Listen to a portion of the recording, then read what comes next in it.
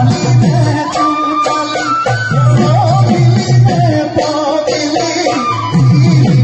নমস্কাৰ সন্দীপ কলিতা সমন্বয় কলা কেন্দ্ৰৰ উদ্যোগত আয়োজন কৰা আমাৰ যি 7 দিনীয়া কৰ্মশালা আছিল আজি আমাৰ তৃতীয়টো দিন যথেষ্টখিনি মানে অংশগ্ৰহণকাৰী ইয়াত অংশগ্ৰহণ হৈছে 320ৰো ওপৰত আমাৰ ন শিকাৰু আৰু পুৰণি যিবিলাক শিকাৰু আছিল তেওঁলোকে ইয়াত যোগদান কৰিছে ধন্যবাদ জ্ঞাপন কৰিছোঁ আপোনালোকৰ লগতে গোটেই অভিভাৱকসকলক অসমীয়া জাতিটোৰ প্ৰতি তেওঁলোকৰ যি আগ্ৰহ ইয়াত একচুৱেলি চাক্ষুষভাৱে দেখা গৈছে আৰু আমি আপোনালোকৰ জৰিয়তে ৰঙিয়াবাসীৰ লগতে সম্পূৰ্ণ অসমবাসীলৈ আমি ৰঙালী বিহুৰ আগন্তুক শুভেচ্ছা জ্ঞাপন কৰিছোঁ খুবেই ভাল লাগিছে আৰু ৰঙিয়াত আহি এনেকুৱা এটা ইমান সুন্দৰ মুহূৰ্ত পাম বুলি সঁচাকৈ ভাবিব পৰা নাছিলোঁ দুগুণ উৎসাহ প্ৰশিক্ষাৰ্থীয়ে চাবনে তেওঁলোকৰ অভিভাৱকসকলকে চাব প্ৰথম দিনা যিমান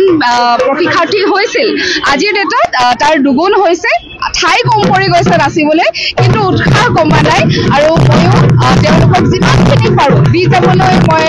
চেষ্টা কৰিছোঁ আৰু সকলো অসমবাসীলৈ মোৰ ফালৰ পৰা আগন্তুক ৰঙালী বিহুৰ শুভেচ্ছা জ্ঞাপন কৰিছোঁ ধন্যবাদ